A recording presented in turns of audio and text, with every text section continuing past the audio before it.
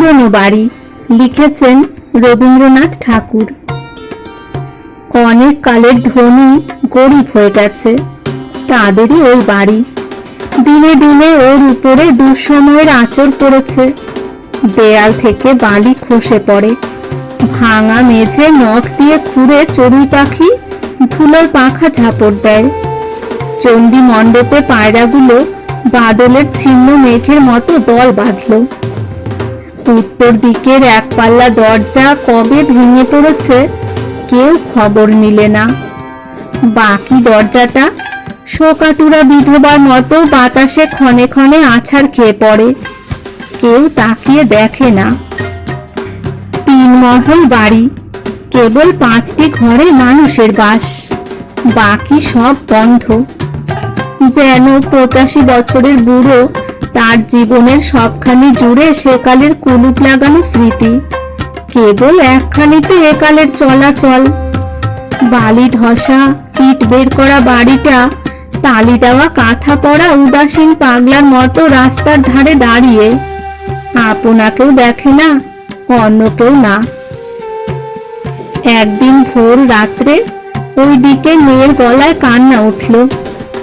শুনি বাড়ির যেটি শেষ ছেলে, শখের যাত্রায় রাধিকা সেজে যার দিন চলত, সে আজ 18 বছরে মারা গেল। কদিন মেয়েরা কাঁদল, তারপরে তাদের আর খবর নেই। তারপরে সকল দরজাতেই তালা পড়ল, কেবল উত্তর দিকের সেই একখানা অনাথা দরজা ভাঙেও না, বন্ধও হয় না। ব্যথিত হৃৎপিণ্ডের মতো বাতাসে ধরাস ধরাস করে আছাড় খায়। একদিন সেই বাড়িতে বিকেলে ছেলেদের গোলমাল শোনা গেল। দেখি বারান্দা থেকে লাল পেড়ে শাড়ি ঝুলছে। অনেক দিন পরে বাড়ির এক অংশে ভাড়াটে এসেছে, তার মাইনে অল্প, ছেলে মেয়ে বিস্তর। শ্রান্ত মা বিরক্ত হয়ে তাদের মারে, তারা মেঝেতে গড়াগড়ি দিয়ে কাঁদে।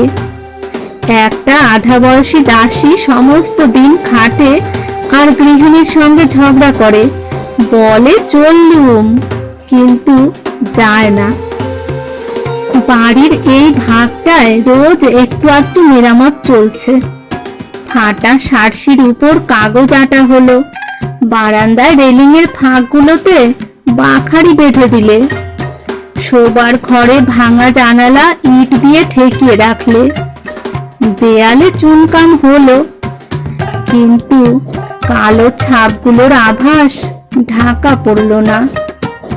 ছাদে আলসের উপরে কাংলায় একটা রোগা পাতাবাহারের গাছ হঠাৎ দেখা দিয়ে আকাশের কাছে লজ্জা পেলে।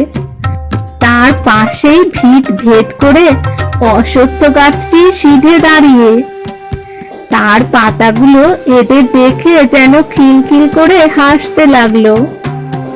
মস্ত ধনের মস্ত দারিদ্র, তাকে ছোট হাতের ছোট কৌশলে ঢাকা দিতে গিয়ে তার আবরু গেল। কেবল উত্তর দিকের উজাড় ঘরটির দিকে কেউ তাকায়নি। তার সেই জোর ভাঙা দরজা আজও কেবল বাতাসে আছড়ে পড়ছে, হতভাগার বুক চাপড়ানির মতো।